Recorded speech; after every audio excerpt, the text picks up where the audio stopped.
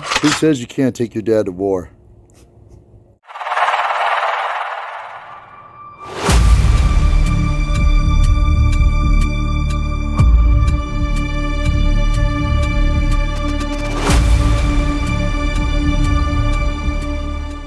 Hey, what's shaking, Warfighter Nation? Ron and Bobby here with some more MOGVET moments. Today we're talking about dads in combat. And I'm not talking about me as a dad going to combat. I'm talking about our parents during the times we were in combat. And we're just talking about JT Cooper and Warrior Rounds and out there in Tennessee. And of course, it got brought up about, the events out there and everything. And when the American soldier's body was being dragged through the streets, which was JT's roommate, I think every parent who had a kid deployed at that time basically lost their mind. You were saying Melissa had Bobby's wife Melissa had pretty much free access to call our orderly room. The rear D orderly room like 24/7. No, she called our in-country orderly room at will. Right. But she was able to go through the switchboard here in Arizona. They put her into the TAC line. Right. Kicked her over to us. Just like the reverse way you get a line going home. You call the orderly room and they pack you through. Yeah, so you're taking up a phone line at home. Yep. And here, but it's worth it. No, absolutely. But when the battle happened and everything, my dad lost his mind. First off, before we even left, I called him. Remember I showed up that day? Yeah. And it was like, yeah, you're going? Okay, cool. Hey, Dad, I'm going. And it was like, I think I called him on a Friday morning and told him that I was leaving Monday. And when we got out of there, after closeout formation that day, I went home and he had driven from Louisiana and his truck was parked in front of my trailer in Clarksville, Tennessee. And I was like, wow, this is a big deal. Dad just up and stops his life and jumps out and makes this trip. And I never really understood why. And of course I do now, but it was like back in 1975 on my birthday, which was April 29th of 75, the fall of Saigon, when I was sitting on his lap watching guys push Hueys off of aircraft carriers into the ocean and not understanding what was going on and not understanding why he felt the need to have me there, almost like a surrogate, like teddy bear, you know? And so when he drove all the way from Louisiana to Fort Campbell to see me for that weekend, I remember going to Walmart, buying toothpaste and all this stuff and everything you need for the trip, and yeah, you're in collection mode for all the shit that you think you're going to need. Yeah, because there's no store down range, and you take it or you don't have it. And like Jim Beam in a boot. That first trip is what taught me to bring a roll of screen with me. And I did in Iraq, and we had a screen door on hoops. We were the only one. Absolutely. Kept the flies out. It was amazing. But, what a godsend. Just simple, stupid stuff like that, But Dad made the drive, and then when the plan went south and things started to go sideways in Mogadishu, Dad called the rear D and this E7, who was the rear D first sergeant, God bless him, I can't remember his name, but he spoke very broken English, and strong, thick Puerto Rican accent, and the kind you love to hear when it's Spanish, but when it's English, you're trying to work extra hard to decipher what's being said. And my dad did not have the patience for that at the moment, because when you see an American soldier being dragged through the streets and you don't know who it is, every parent thinks it's their child. And when that happens, parents react the way parents react.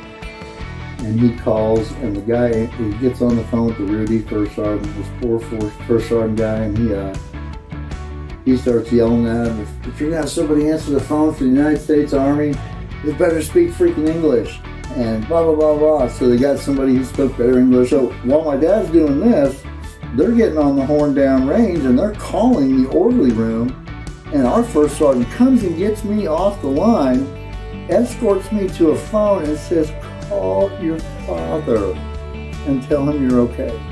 And I'm like, okay, why? And he's like, well, this is what happened. And I was like, damn, Pop, I'm sorry, I had no idea. He goes, I'm a parent, dude. I'm a parent. I probably would have done the same thing, you know? Now go get me some more duels. But yeah, right? Yeah, oh, that's another whole trip. That's another whole duels run. That was a suicide run, that really was, man. Yeah, but it was fun. But you were saying about your dad was doing something similar. Well, yeah, my dad did something similar, but he got a hold of Melissa, who told him that we were fine. But that feeling of you couldn't connect with your dad, you know, before, you know, growing up as a kid, a teenager, it was either full throttle, fuck, I don't know what the hell's going on, or, you know, or whatever. And then, but after my first combat tour, all of a sudden the relationship was just gelled. Gold. It was the best relationship I had ever had. Same. Oh my gosh, man, the same. You know. And I couldn't understand why he made that trip so suddenly, so fast. Mm-hmm.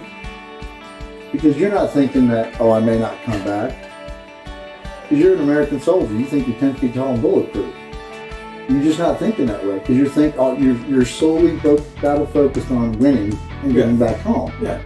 So you're already making plans. You're already, you're already in that mindset. Dad wasn't in that mindset because he knew better. And he knew that this could be the last time. Yep. So he made this trip, and it was really, really special. And it, I remember sitting on the back porch with my now ex-star sergeant father-in-law and my dad, both Vietnam vets, and they're both opening up about things that I've never heard them speak of. And it was just this gold mine of information, like field tactics. I mean, it was fieldcraft. It was mindset. It was just wisdom, just pouring out, and stuff I'd never heard from these guys. Well, yeah, like when we got told that we were going to Somalia, right? So we're getting ready to bug out. My dad calls me and goes, "Hey, you gonna have a 60?" Yeah, actually, we do. And he goes, "Good. So what you do is you take a dime and you solder it to the back of the buffer spring. Reinstall the buffer spring. You're gonna cycle. You're gonna cycle at least 100 rounds per minute faster. But don't do it too much because you're gonna overheat the barrel." Oh, okay. Go see Ron. We got more barrels. I got a whole comic full of stuff. Yeah. But it was shit like that, and it was right. Make sure you sit on a flak jacket and wear a flak jacket. It was those kind of things is what came out. Not knowing that we were probably going to get the same chicken vest that they were issued in Vietnam. Absolutely. We didn't have squat for body armor.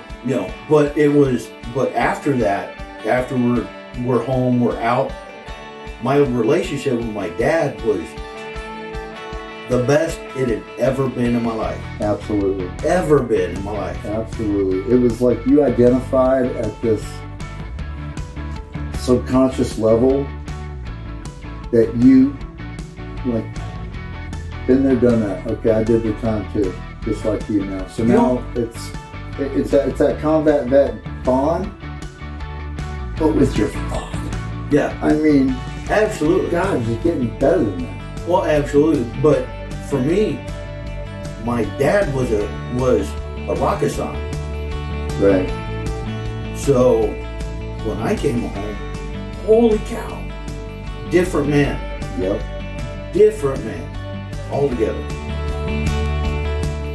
It's like,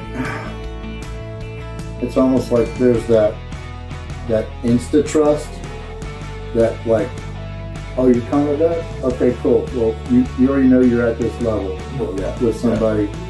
But it's like when your dad realizes that, and you see it in his eye, it's almost like you've never felt more loved by that man. Absolutely. Because, he's grateful. He's great as a parent. I know this with kids with combat tours. You're grateful when they come home. Your gratitude is at such a level. And the fact that you can now almost be at ease now.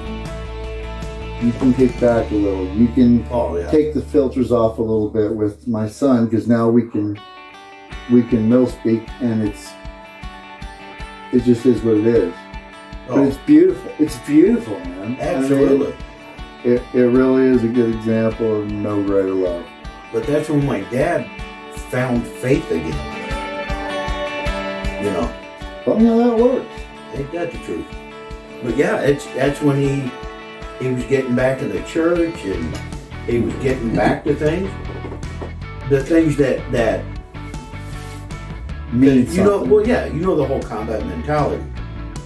You're yelling at God while you're in the foxhole, but you're praising God when you get out of the foxhole. Yeah, you're praying to get you the hell out of this. Please save my ass. And then, I remember later on in Iraq seeing, close air support up close, and everybody says ooh ah with the Burt and the and hoorah with the A-10s and everything. I tell you what, but do not discount the Apache either, because I've seen both, and they're both gloriously, beautifully ugly in their own way. But man, when it's just a confidence that inspires, and you know what that relates to here? Our dads. Oh yeah. Because when Dad shows up, it doesn't necessarily mean anything's changed, but things just got better. Well, yeah. You know what I mean? Well, so when we were working down at the Watts, right? The Western area training, blah, blah, blah, tactical training center, whatever it is. I got to take my dad down there, and he got to sit in an Apache in the gunner seat. Oh, nice. Right? You know how that works. Friend of a friend of a friend, blah, blah, blah. Hey, I got lunch at 11:30. Be here. We're going to do this. Right. Yeah. Yeah. But he sat in there, and these huge tears come down his face. I didn't understand. I'm like, what are you doing? He goes, you know how many people we would have saved if we had something like this? Oh, absolutely. Oh. See, look, I get the tears. I know. And they had Cobras too back then. Well, yeah, but the Cobras were getting shot down because the pilots didn't have the skill. For every 10 pilots, you had 2 that were good. Unless you ask them, because they're aviation. If you ask a pilot if he's good, they're all good. He's all good.